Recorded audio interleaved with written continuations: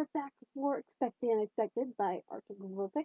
We're on chapter 71, and if you want to follow along, chapter 1 will be in the description below, as always. But if it doesn't work, because YouTube's being weird now, uh, go on to fanfiction.net and just put Arctic Vulpix in the search. So make sure it's set to author. So go search for Arctic Vulpix, and you should hopefully be able to find Expected and Unexpected. And we're on chapter 71, so yeah. And I do highly recommend you follow along because I have a habit of accidentally skipping words or stuttering over them. And also, so you can easily leave a review. You don't need an account, it just means the author can't respond. And I highly do recommend you leave a review, show the author some love. Because I enjoyed this story. And Ruby is literally one of the few OCs that I actually really adore. So, Angel being the other one. So, let's just get right into this, shall we? With chapter 71, Night 4, Take 3. Ruby was still irritated from learning that the body snatcher had been bothering everyone before her shift. She was going to regret that after tonight.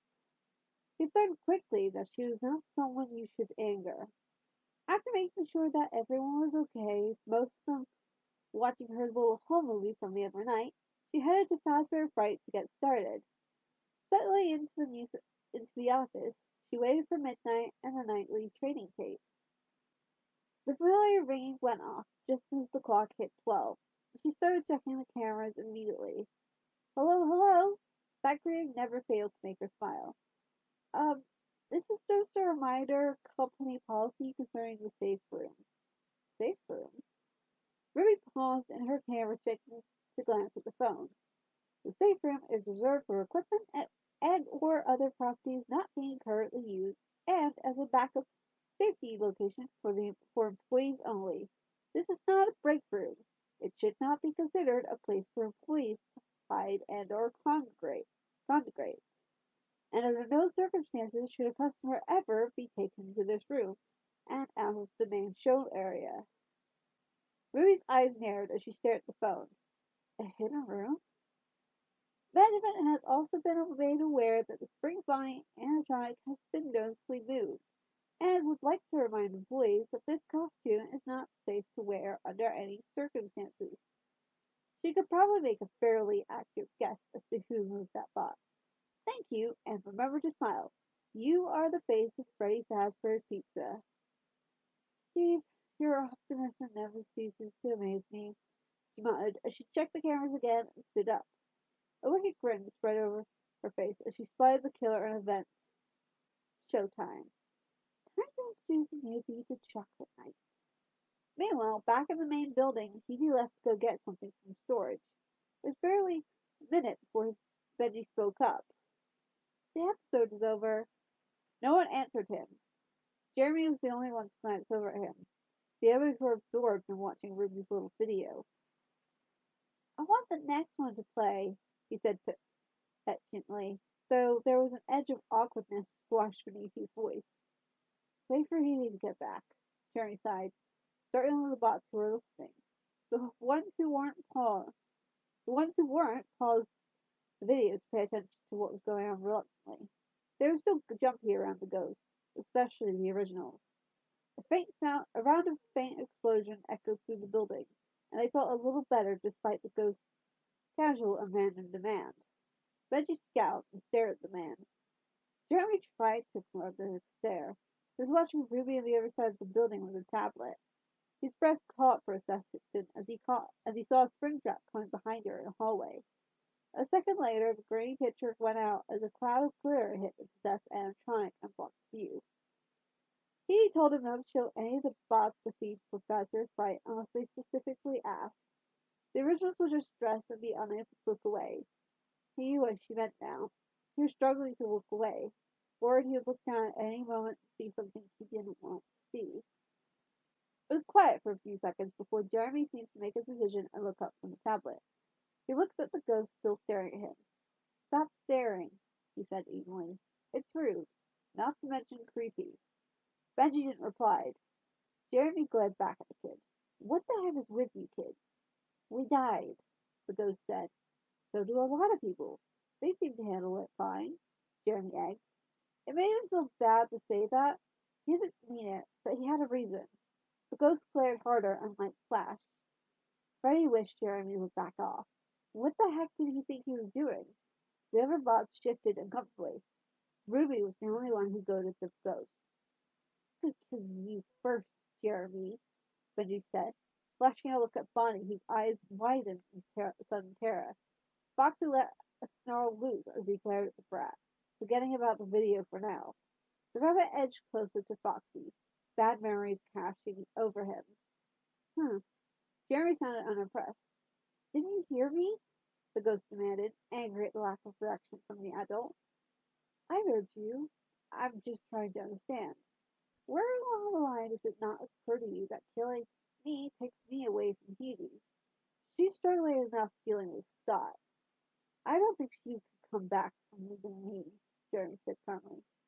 "I've two kids now, too, you know. You don't seem to care about them. Marcus and Mercedes. Twins. They turned 6 this month.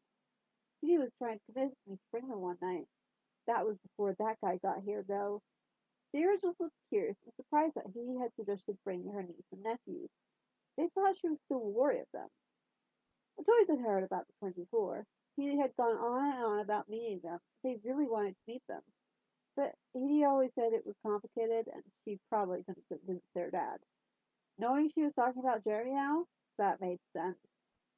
"Maybe they're better off without you." "Why is that?" "You were supposed to be watching us."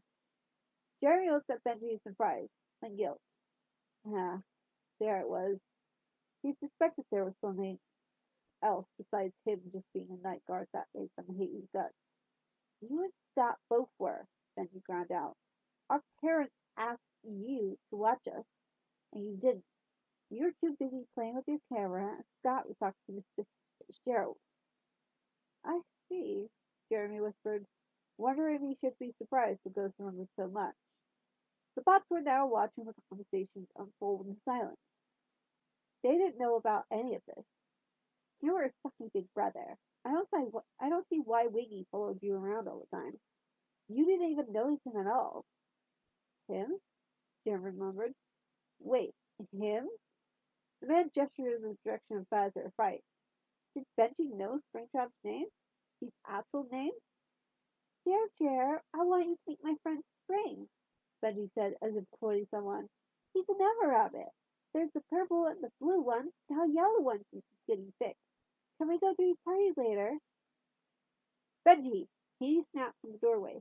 She glared at the ghost, who looked startled at being caught, while everyone else was just shooting horrified looks at Jeremy. "Started it," Benji defended, pointing at Jeremy. He glanced around at the room.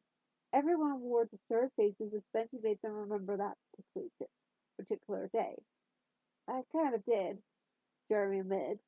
He stared, debating whether to kick them both out or not. The ghost seemed to wither under her stare. "Can I please watch another episode?"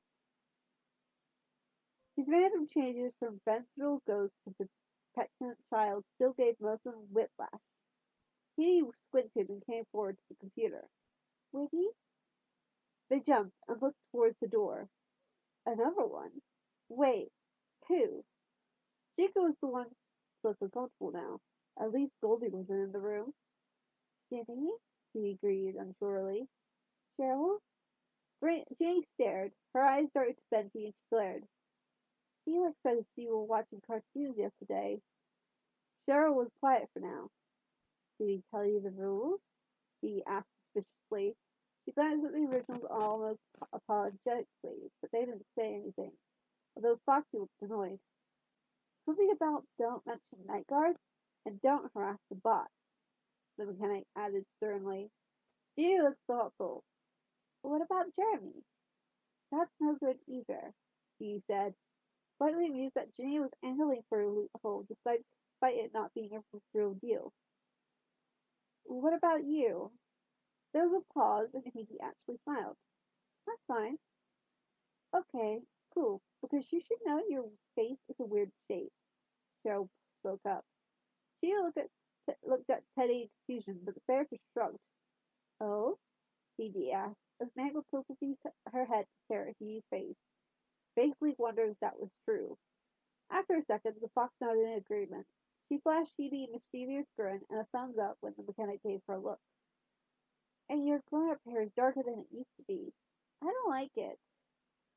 Cheryl continued, counting. Sorry to disappoint. You should make it pink. I'll think about it. Do you have a boyfriend? Jeannie added. No. Edie said, raising her eyebrow at the oddly relaxed questions the girls were throwing at her, while Benji looked annoyed that his show wasn't playing.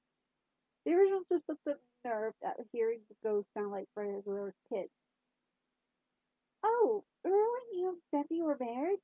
We weren't really, Jenny. We were just playing, he said expressiously. She remembered when she and Benji pretended they were married, as kids do. Of course, they didn't understand anything about it at the time, except that they took it very seriously. The next week she was married to Frederick, while Cheryl was their baby, while the rest of them tried to put Jeannie and Felix together with Benji as their baby. That was funny. Jeannie and Felix hated each other, claiming each had way worse cooties than anyone else. It ended up that he was married to Jenny for 3 minutes while he pretended to be a boy before they all got bored of the game. The girls and Benji were the only ones into it, while the boys complained about how gross girls were the entire time. It was weird that they equated being to getting married at that age. You would have to fall 5 and 6 years old years were old enough to recognize the difference. Maybe? Benji and Wiggy sitting in a tree. Jenny suddenly crowed, a loud cry making everyone cringe. In the distance, two other voices shouted for Cheryl was joining in. K-I-S-S-I-N-G. Jerry snorted while Benji looked embarrassed and Heidi rolled her eyes. Hey, you were married too, Benji complained. The bots was completely dumbstruck by the near innocent-sounding teasing. Kids were like that. The Enterprise even played house in a similar fashion with the other children I asked, but this was distinctly bizarre. Yeah, but I didn't actually have a crush on Wiggy, Jenny said. No, you had a crush on Felix, Petey counted. The 20-year-old was carefully watching her childhood friends, wondering how much of them were still children as they talked like this. Not much, obviously, but it was funny to see them get worked up about childish puppy love, without them getting murderous. Even the glare Jenny shot her wasn't evil in a sense, just very annoyed and clearly embarrassed. Cheryl looked surprised and grinned. No, it wasn't. He was a jerk who put ice cream in my shoes. She rolled her eyes, age giving her wisdom in hindsight. He only did that because he did it as a prank to me, and you thought it was funny, like the little bully you are. He thought you would think it would think it even funnier if he did it to you. Jenny spluttered. That's stupid. Boys are stupid. Hey, Benji complained dejectedly. Felix is stupid. No, wait, you're stupid too. Like Springtrap see you. You're 6 years old, Jenny. We were all stupid. He could almost feel how uncomfortable Felix was, listening but out of sight. Cheryl giggled. You shut up, Jenny complained. Cheryl stuck her tongue out and turned back to Edie. He frowned as Cheryl walked forward until she was standing right in front of her and poked Edie's leg. He didn't like that at all. The ghost's finger went straight into her skin. It felt like getting stabbed by an icicle while his leg was under anesthetic. Why are you in a wheelchair, Wiggy? Cheryl asked. Did you get hurt getting away? He was confused. She tried to force herself to remember if Cheryl was dead already before she got away. She frowned. No, this happened later when I was older. She got hit by a car. Benji piped up, remembering what Springtrap said. Oh, so you can't walk? I could if I did a lot of physical therapy, he said, shocking the trying. But I don't have the time or patience to put up with that. Plus, it hurts a lot if I try. Jeremy muttered something angrily, which just made Phoebe glare at him. It was a common argument they had. He thought she should do the therapy, but she was playing with her chair. Max suddenly looked very upset too. shocked Kiki could walk if she tried to repair herself. At least that's what it sounded like. I thought Purple Guy did it. Cheryl muttered. Jeremy looked confused. Purple Guy? He mouthed at Hebe. She looked at him weirdly, like she wasn't sure whether to tell him where the name came from. No, Springtrap didn't do it, she explained. Oh. The silence fell, and the ghost stared awkwardly at her until she sighed and started up another episode so they could watch. The originals glanced at each other uncomfortably before they went back to the video. Jerry looked back to the tablet in time to speak. What the heck? Say hello to my little friend, Ruby grinned cheekily at Springtrap, who actually backed up a bit. What the hell is that? This is my new chocolate chip machine gun. She aimed and let her finger hover over the trigger. Where the hell do you get these things? Like I give you my secrets. Now, I suggest you run. These things sting like hell, she suggested before unleashing a massive amount of chocolate chips upon him while laughing like an old school movie villain. Later, Springtrap would deny screaming like a girl, but to be fair, those things did sting like hell. As he made a strategic retreat, the man like a coward, around a corner, he ran straight into something stretched across the hall. Something sticky and very familiar. Caramel and chocolate flypaper? He deadpanned. Yep, she chirped happily from behind him. Now I don't have to wait and ask you to hold still. Wait, what? He heard the sound of a paint can being shaken. Don't you dare. Of course I dare. A few quick strokes with the can, and she was finished. Don't worry. Neon paint will look lovely on you, she assured him while he struggled with the sticky caramel. Ever watched the movie Zara? He growled as he finally tried to pull loose. That's my cue. Bye, body snatcher. She raced back down the corridor and was through a vent before Springtrap was completely free. There's a giant pink R on my back, isn't there? He muttered to the empty room before stalking off to find that irritating girl. 40 minutes later, he found her again. You've got to be kidding me, he yelled when he saw what she was holding. Well, it's still a prototype. Where'd you get this stuff? I haven't really tested it yet. You're going to bring down the entire building one day. Good news, though, is that it comes in all three chocolate variants. Milk, white, and dark. She aimed. Ruby, don't.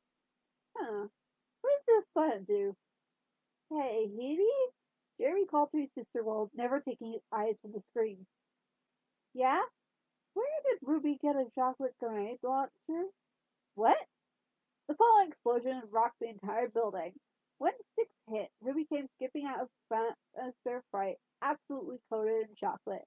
She cheerfully waved at them all while Springtrap started yelling curses from within his attraction. She still scares me sometimes, Bonnie murmured quietly to Foxy. Yeah, but I'm so proud of her. Yeah, me too. Wonder where she got all the chocolate. Wonder if she took any photos. And that's the end of chapter 71. Oh, that last part was my favorite with the chocolate. So, I hope you enjoyed. If you did, leave a like on this video. But also, go leave a review. Like I said in the beginning, there is a link in the description. Hopefully it works. If it doesn't, go on the website. It's fanfiction.net and put in the author's name, Arthur Vulpix, in the search. Make sure it's set to the writer. And go leave a review. It's chapter 71 we're on, so go leave a review. We're done here. Bye-bye now. So, but before you go, be sure to subscribe. Upload new videos every Friday and Saturday. And I'll see you guys tomorrow with the next chapter of Meeting at the Pines. Bye!